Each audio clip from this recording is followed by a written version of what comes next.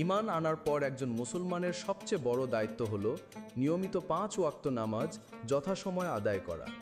হাদিসে নবী সাল্লাল্লাহু আলাইহি ওয়াসাল্লাম বলেছেন, মুমিন ও শিরক কুফরের মধ্যে পার্থক্য হল নামাজ ত্যাগ করা। তিরমিজি 2620। এখন প্রশ্ন হলো, যে মুসলমান নামাজ আদায় করে না তাকে কি ইসলামের পরিভাষায় কাফের বলা যাবে? এর উত্তরে হানাফি, শাফেঈ, মালিকি মাযহাবের ফকিগণ একমত পোষণ করলেও ইমাম আহমদ ইবনে হাম্বল সহ অনেক সাহাবী ভিন্ন মত পোষণ করছে। এই বিষয়টি ভালোভাবে বুঝতে হলে প্রথমে আমরা পবিত্র কুরআনের একটি আয়াত এবং তারপর কয়েকটি হাদিস দেখে নিই। আল্লাহ বলেন, নিশ্চয়ই আল্লাহ তাকে ক্ষমা করেন না যে তার সাথে কাউকে শরিক করে, এছাড়া যাকে ইচ্ছা ক্ষমা করেন। যে আল্লাহর সাথে শরিক করে সে সুদূর ভ্রান্তিতে পতিত হয়। সূরা নিসা 116।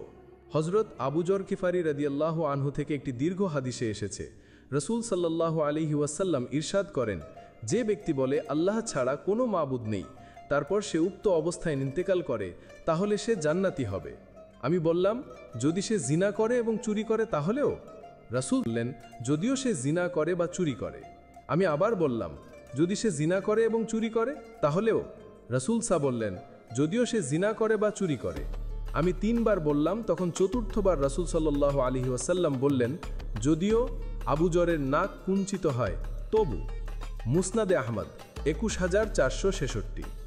হযরত আবু হুরায়রা থেকে বর্ণিত, রাসূল ইরশাদ করেছেন, কোনো জিনাকারী জিনা করার সময় মুসলমান থাকে না, কোনো মদপায়ী মদ পান করার সময় মুসলমান থাকে না, আর কোনো চোর চুরি করার সময় মুসলমান থাকে না। বুখারী 2475, 2343। হযরত জাবির বিন আব্দুল্লাহ থেকে বর্ণিত, তিনি বলেন, রাসূল ইরশাদ করেছেন, যে গোলাম মনিবের অনুমতি ছাড়া বিয়ে করে সে জিনাকারী। সুনানে আবু দাউদ 2078। এবার নামাজ ত্যাগকারী সম্পর্কে একটি হাদিস দেখি। হযরত আবু বুরাইদা থেকে বর্ণিত, রাসূল সাল্লাল্লাহু আলাইহি ওয়াসাল্লাম ইরশাদ করেছেন, আমাদের এবং মুনাফিকদের মাঝে অঙ্গীকার হলো নামাজ, সুতরাং যে নামাজ ছেড়ে দিল সে কাফের হয়ে গেল। ইবনু মাজাহ 1079। সার কথা হলো, উপরোক্ত আয়াত ও হাদিসগুলো সামনে রাখলে আমরা দেখতে পাই, কুরআন বলছে শিরক ছাড়া আল্লাহ তাআলা যে কোনো অপরাধ ক্ষমা করে দিতে পারেন। অর্থাৎ শিরক ছাড়া এমন কোনো অপরাধ নেই যা কাফেরদের মতো মানুষকে চিরস্থায়ী জাহান্নামী বানায়। নামাজ ছেড়ে দেওয়া মারাত্মক গুনাহের কাজ এবং এটি কাফেরদের মতো কাজ। তবে কেউ যদি নামাজকে ফরজ মনে করেও অলসতার কারণে ছেড়ে দেয় তাহলে সে কাফের হয় না, বরং বড় গুনাহগার হয়।